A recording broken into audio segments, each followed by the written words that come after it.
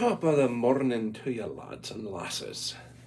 Let's continue on with our book, the LDS Stories of Faith and Courage.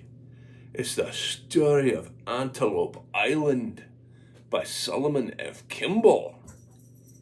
This will be interesting. There's all sorts of stories about the Great Salt Lake, and I've heard people trying to, because there was shrimp in there, they decided to they thought of an idea of bringing in a whale. Yeah, that didn't go through, by the way. Thankfully, otherwise we would have had pickled whale. But anyways, the story of Antelope Island by Solomon F. Kimball. This is an informative article depicting the colorful history of Antelope Island and uncovering many heretofore unknown facts. In early days, Antelope Island was considered one of our most desirable pleasure resorts, and many happy hours were spent there by President Brigham Young and his most intimate associates. When they visited the island, it was generally for a twofold purpose: business and pleasure. The first white man that lived on the island, as far as our knowledge goes, was an old mountaineer called Daddy Stump. After him came Fielding Gar, who had charge of the church stock. He moved them there in 1849 and remained in charge of the animals as long as he lived.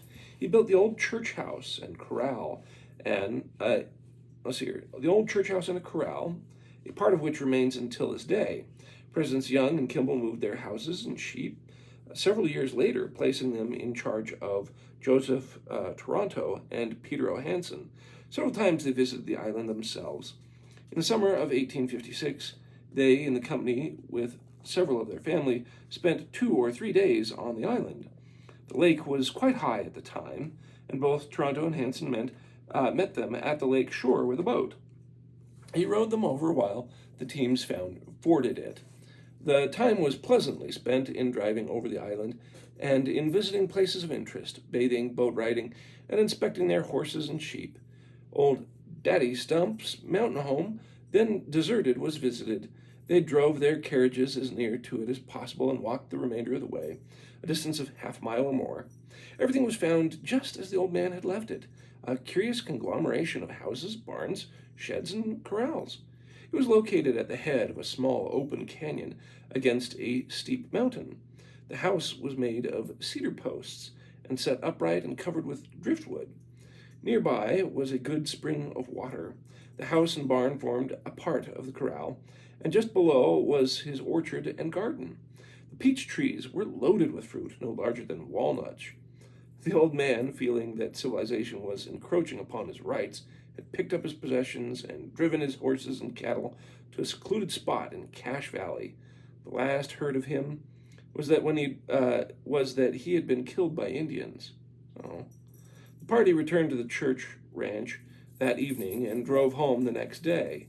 Brother Gar died in 1855, and a year or two later, Bryant Stringham took charge of the stock. In 1857, quite a romantic episode took place in the Salt Lake City, terminating on Antelope Island. It stirred the 400 of Salt Lake to the center. Thomas S. Williams, then one of Salt Lake's most prosperous merchants, closed out his business and made extensive preparations to go east with his family, where he expected to make his home. He had a beautiful and accomplished daughter who was engaged to David P. Kimball. On account of their being so young, Mr. Williams would not consent to their marriage. The young couple were determined not to be thwarted by their plans, and matters became desperate with them as well as with her parents.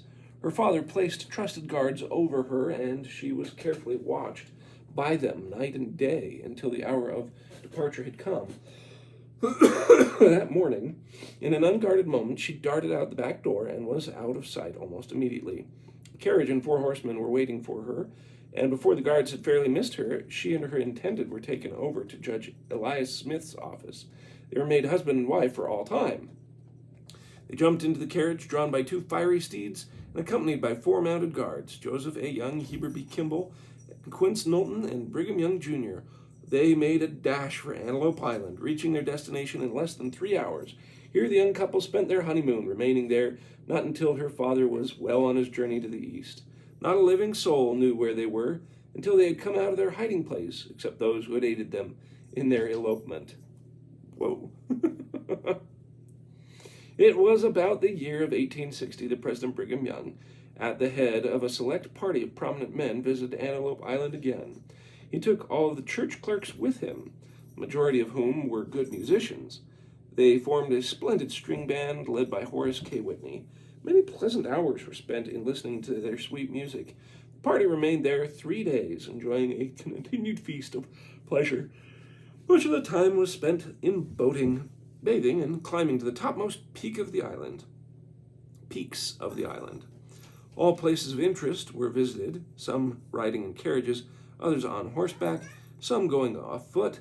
Many visited the wreck of the once famous boat Timely Gull. The heavy winds from the southeast had broke it loose from its moorings at Black Rock 2 years before, and had driven it to the south end of the island. It was high and dry upon the rocky beach. This was the first boat of consequence that ever sailed upon the waters of Salt Lake. When the boat was first launched, President Brigham Young, with a select party, made several excursions over the lake with it. It was considered quite a novelty in those days. The following is taken from President Young's journal of January 30th, 1854. With a small party of friends, I witnessed the launching of my boat just below the city bridge and from the west bank of the Jordan. I christened her the Timely Gull. She is 45 feet long and designed for a stern wheel to be propelled by horses working a treadmill. Oh, that's cool. And to be used mainly as transport stock between City and Antelope Island. Every evening, a couple of large campfires were made, and young and old alike would unite in having a genuine good time, roasting and eating meat for their evening meal. It was amusing to see the high-toned clerks and members of the Deseret Dramatic Association sitting around these fires, broiling T-bone and tenderloin steaks, which they had fastened to the ends of long, sharp sticks. Then, with bread and butter in one hand and their meat in the other, with plenty of good milk on the side, they ate their suppers with a relish that would have made the kings and noblemen of the earth look on with envy. Another important feature connected with this pleasure trip that made that made all who were not acquainted with Western life look on with amazement was the display of horsemanship. There were upwards of 1,000 horses on the island, the majority of them being almost as wild as the deer. Bryant Stringham, who was in charge, made a point to corral every horse on the island at least once a year. At such times they were branded and handled and looked after in a general way. President Brigham Young had invited some of the most noted horsemen in the territory to be present on this particular occasion.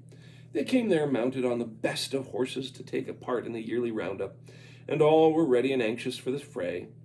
Among them were Lot Smith, Judson Stoddard, Brigham Young Jr., the same one probably who helped with the elopement, Frank Weaver, Len Rice, Stephen Taylor, Ezra Clark, Heber P. Kimball, and the Ashby and Gar boys, Sol Hale, and others, every one of whom knew the island from A to Izzard. There was not one but could ride a bucking horse bareback, or lariat the wildest mustang on the range. President Young was not so long in giving them the word to go, and there was something doing for the next 3 days. The boys left the ranch in bunches of 3, and about 2 hours apart, they crossed the island to the west side and rode leisurely along until they reached the north end, scaring up wild bands of horses as they went, and heading them toward the ranch. By that time, their horses were pretty well gaunted and ready for the 15-mile dash lying before them. They were island-raised, long-winded, swift-footed animals, and their speed on a long run was something wonderful. They had been picked from the best on the island, and their wrath could only be estimated by the type of men who owned them. The moment one of these wild bands of horses was started up, they must be kept on the run until they reached their destination. Otherwise, they would scatter and run in every direction. No group of men could corral one of these bands unless they were an expert horseman, mounted on the best of horses and acquainted with all of the surroundings and conditions. About 10 o'clock in the morning of the roundup, uh, a dust was seen near the north end of the island. It had the appearance of a whirlwind moving southward at a rate of about 25 miles an hour. Nothing could be seen but dust until it had reached within about 2 miles of the house. T.B.H. Stenhouse and other journalists had climbed to the top of the house in order to get a full view of the approaching band. Everyone was on tiptoe and excitement was intense. Here they came, the speediest animals in the lead, white with foam, all of them panting. There were about 75 of them in all, and some of them as fine animals could be found in any country on earth.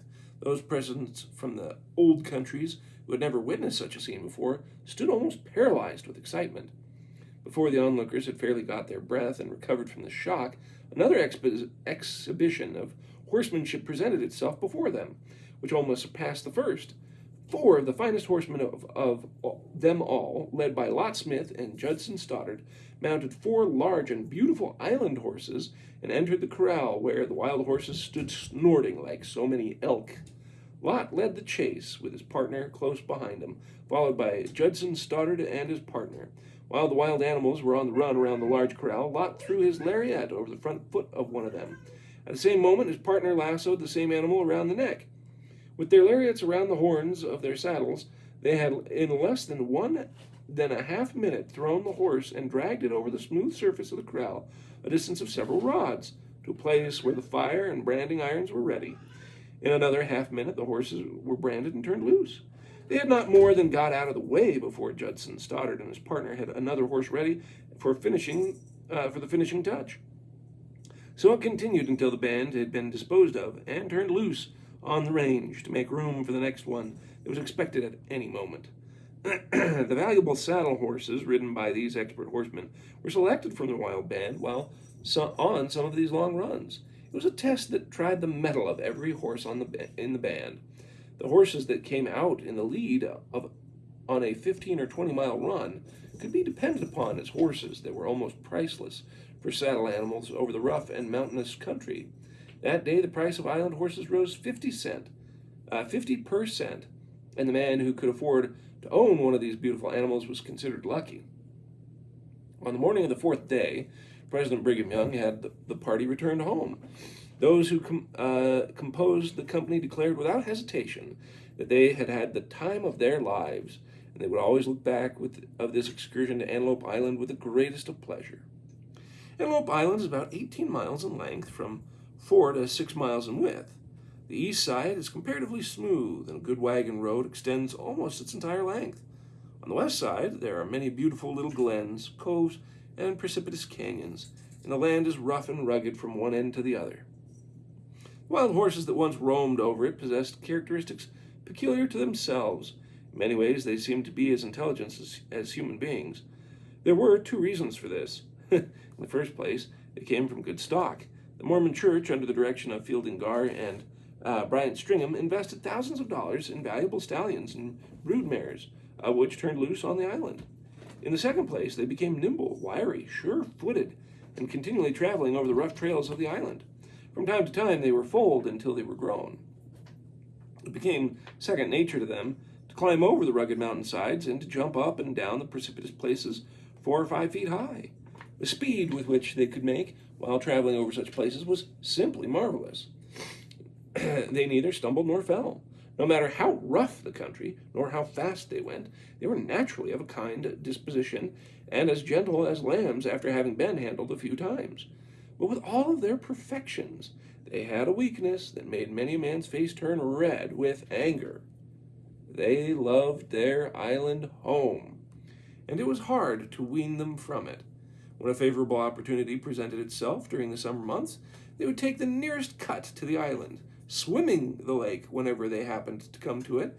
Then they would keep going until they reached their destination. Lot Smith's favorite saddle horse played this trick on him several times, even taking the saddle with him on one occasion.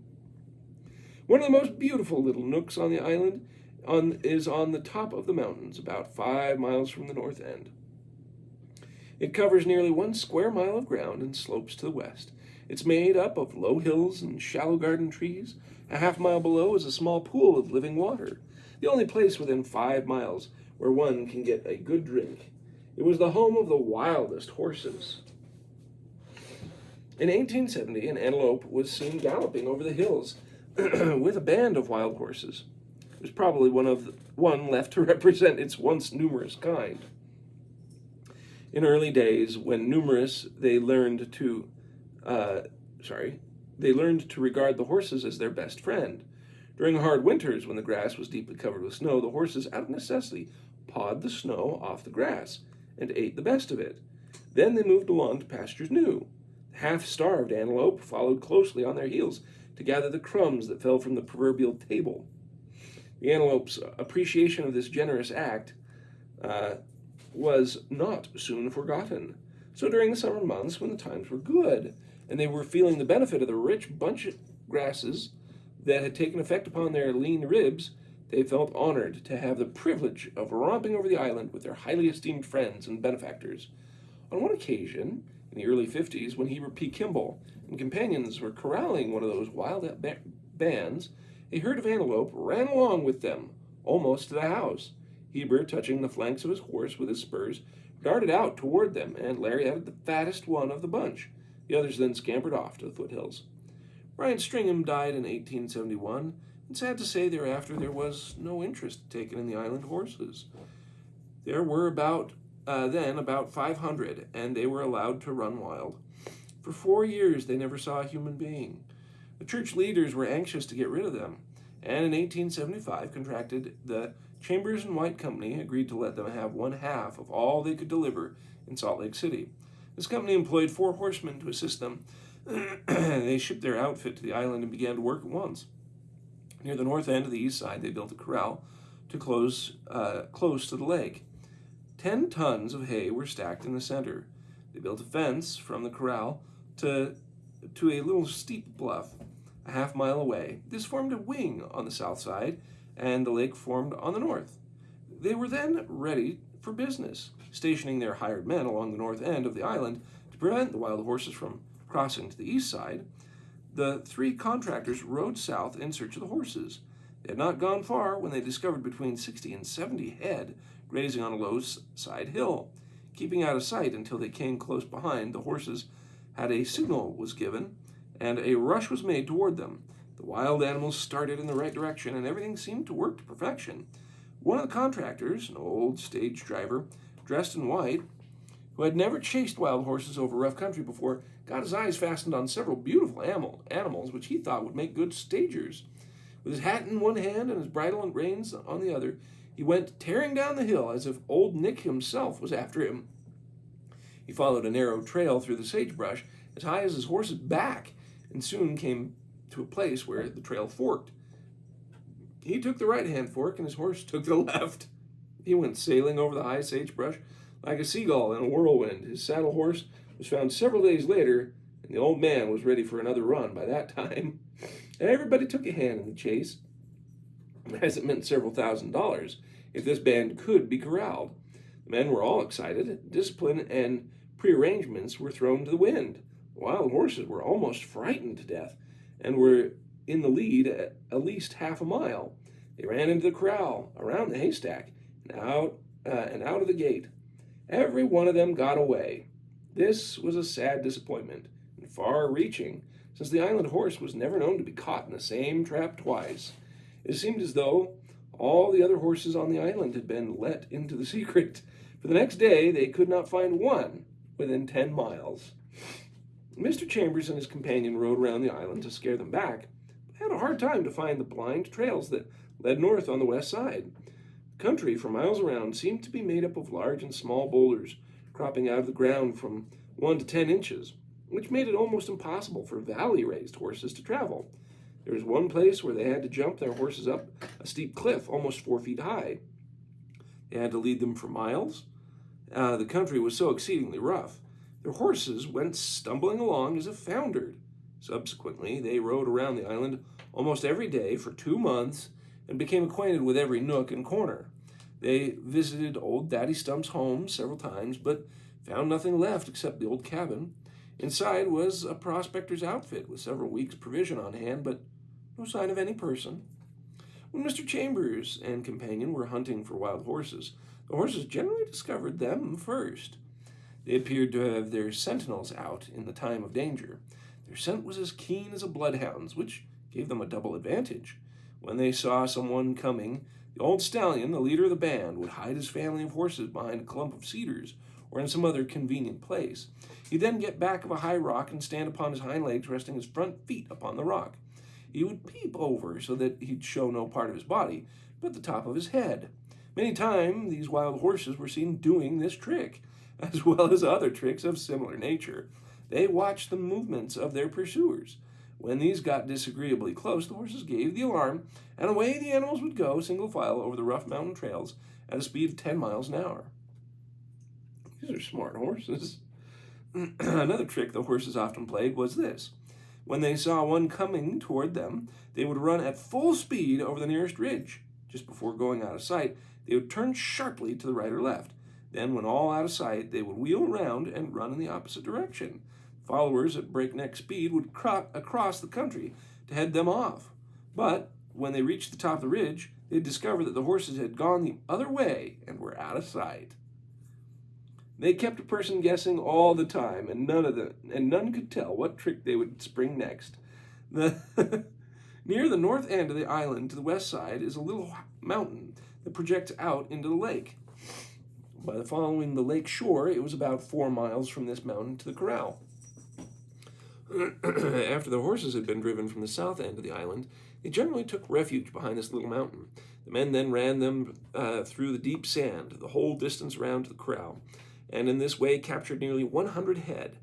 One day, they got about 90 wild horses behind this mountain, but unfortunately, some of them were the same horses that had been corralled before and had got away. After they had been run through the sand to the extreme north end of the island, rather than be corralled, they lunged into the lake and swam to the promontory, some 15 or 20 miles away. Among the first horses caught were some of the largest and best on the island.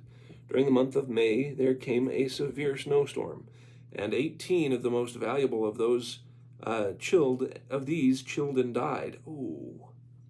The remainder were shipped to Layton and placed in a pasture, where they remained until the men had completed their work. Several of the island horses were used as saddle animals to take the place of the clumsy valley horse, not fit for riding over a rough country. By the middle of June, the horses on the island were as fat and sleek as seals, and the large bands were broken up into small ones. The men worked faithfully for 9 days, but never corralled a horse.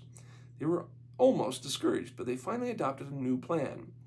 There was a place on the west side where 2 trails paralleled each other for nearly a mile. Apparently, there was no way of crossing the island for several miles south of this point. Neither was there any way of getting around these trails, or going from one to the other. At the north end of the upper one, there was a natural gate formed by 2 large rocks. Here the men spent a week building a stone corral. They fenced up the lower trail at the south end to prevent a horse from going that way. While this work was going on, they often saw wild horses looking over the tops of high rocks at them. When their work was completed, they rode back to camp with a good deal of joy and satisfaction, feeling that they had at last outwitted the cunning and crafty island horse. Bright and early the next morning, they rode south on the east side, scaring up wild bands as they went, heading them in that direction. They also went around the south end at the same time, taking precautions to prevent the horses from crossing back to the east side. They then rode northward, visiting every nook and corner, making a clean sweep as they went. There was a good deal of enthusiasm among them, and the excitement was at a high pitch. Their expectations were so great that they could hardly contain themselves. The majority of them were afraid that the corral would be too small, as they expected to capture nearly every horse on the island that day. They rode slowly along until they reached within a few hundred yards of the rock enclosure.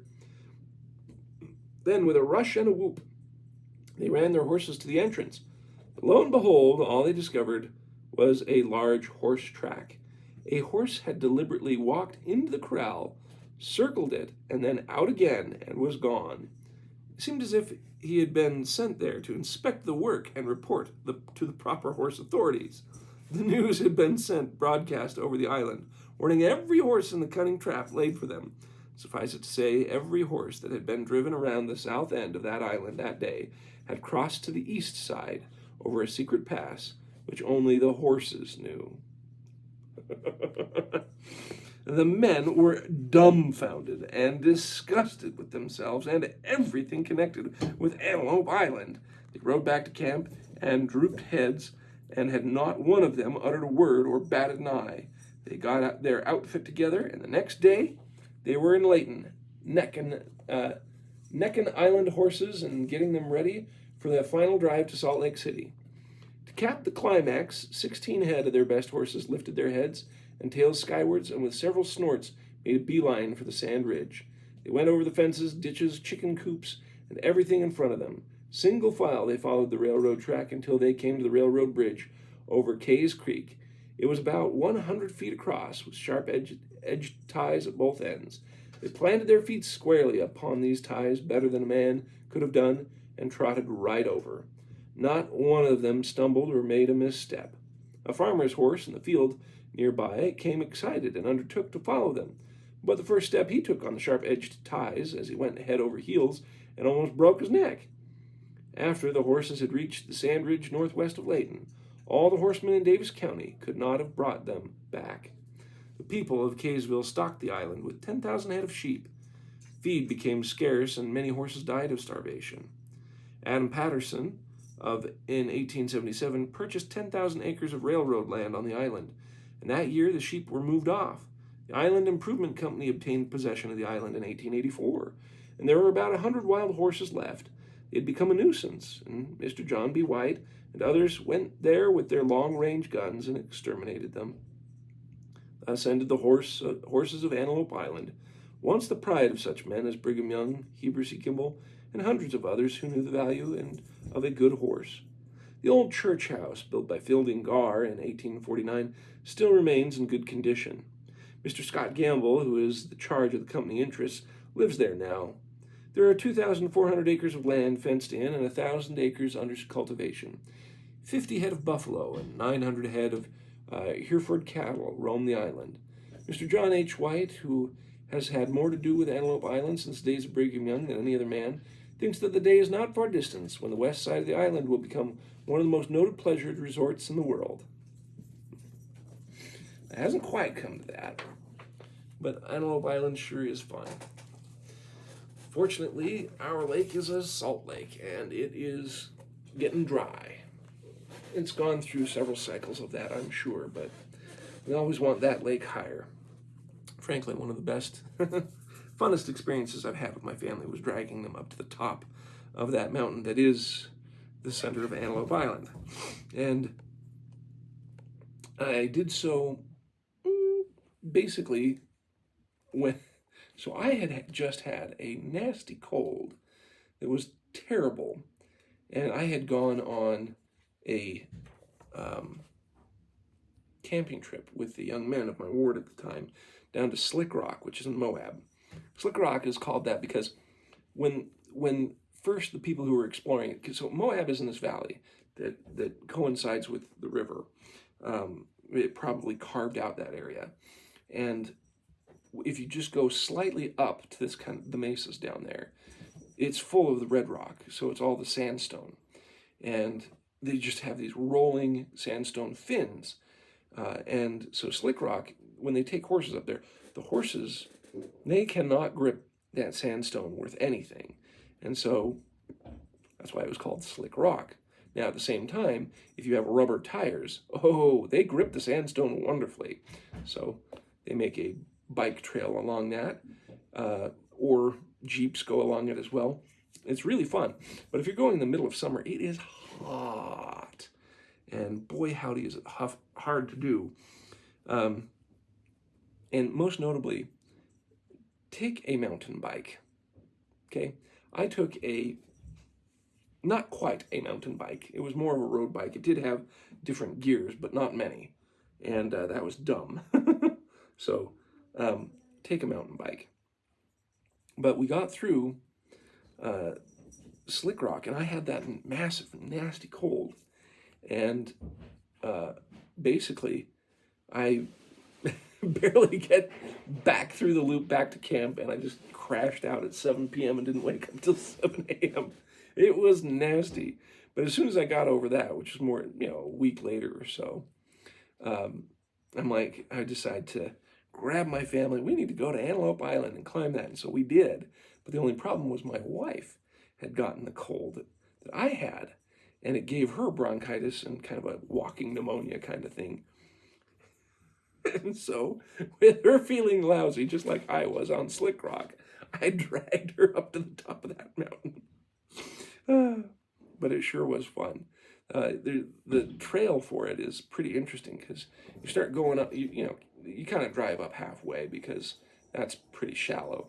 But then the trail itself goes up kind of the side of the mountain. But then as you get near the top, where it is actually quite steep, you have to go on a very, very narrow, precipitous trail because you got to drop on your right hand, and the trail is actually quite narrow, and make your way across that ridge around, and then you can come up on the other side. And man, oh man, were the views up there wonderful.